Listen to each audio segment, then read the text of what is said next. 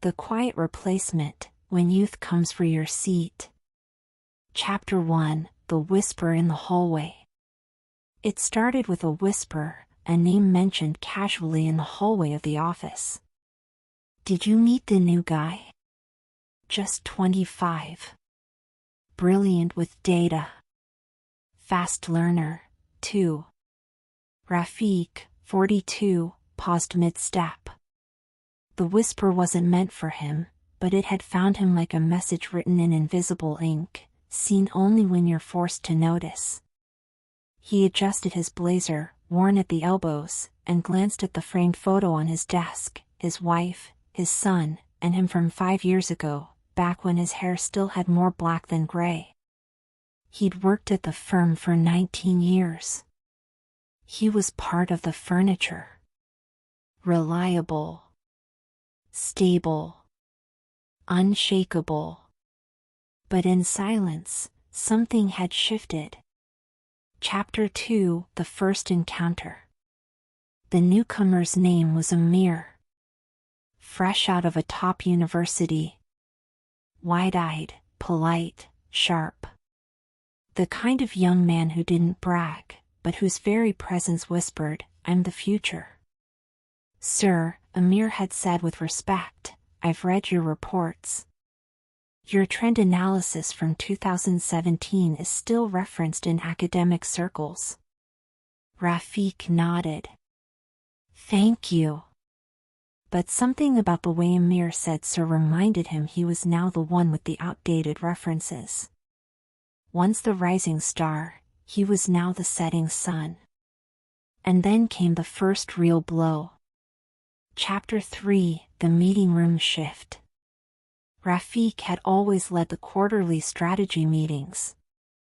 That morning, the agenda was emailed, with Amir listed as the lead speaker. No one had told him.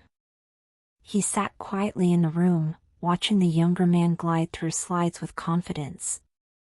His own voice had once echoed through these walls with the same fire. But now, he was an observer of his own fading relevance. Chapter 4, When Loyalty is Silent. That evening, Rafiq sat at his desk long after everyone had left.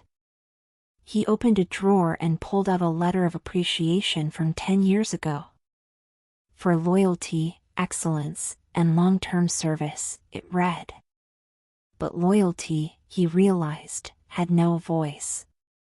It was silent when ambition screamed. It didn't update systems. It didn't go viral on LinkedIn. It didn't ask for recognition. It just stayed. And now, it was being slowly relocated, replaced, not with cruelty, but with quiet efficiency. Chapter 5, Conversations at Home.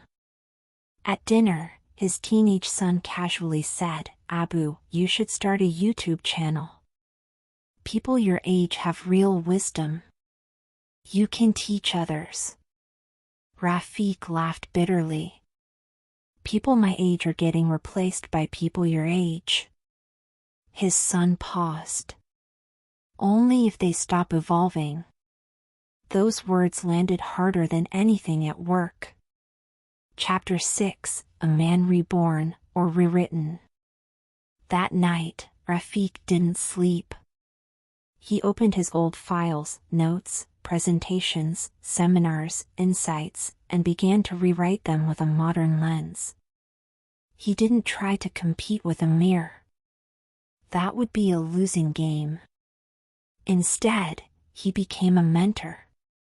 He invited Amir for coffee. "I've been watching you," Rafiq said. "You're good. You'll go far. But let me tell you something they won't teach you in school." Over 2 hours, he poured years of hard-earned wisdom into the young man, how to read not just data, but people, how to survive office politics with dignity, how to remain relevant without shouting. Amir listened. Genuinely. And by the end, he said, "Why don't you teach a masterclass on this? I'd attend." Chapter 7, the shift within. Rafiq realized the fear wasn't about losing his job. It was about being forgotten. About watching someone younger sit at the table you built, in a chair that used to be yours. It wasn't jealousy, it was grief. The grief of a man being gently ushered off stage, even when he wasn't done performing. But now, something was different. He didn't try to hold the spotlight. He became the light. Chapter 8, The Urgency Explained. Yes, someone younger than you is about to relocate you. Not just at work. In relationships. In communities. In culture. And it is urgent, because if you don't evolve, if you don't adapt, you don't just lose your place. You lose your identity. You become invisible. But here's the twist, they can only relocate you if you stand still. If you move, if you grow, they'll come to you for guidance. Respect doesn't die with age. It dies with irrelevance. Rafiq didn't cling to the past. He converted it into power. He started mentoring, writing, speaking, leading, not through authority, but through influence. Chapter 9, Legacy over Position. 1 year later, Amir stood at a major conference, giving credit to Rafiq. He didn't see me as a threat. He saw me as potential. And in the audience, Rafiq smiled, not for the recognition, but for the realization. He hadn't been replaced. He had relocated himself, from an employee to a leader. From a man afraid of change, to a man who initiated it. Closing reflection. So if someone younger is about to relocate you, don't panic. Don't compete in their race. Build your own road.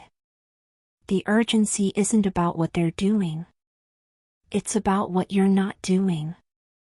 Don't wait to be removed. Reposition yourself first. Before the world tells you your time is over, show them you're just getting started.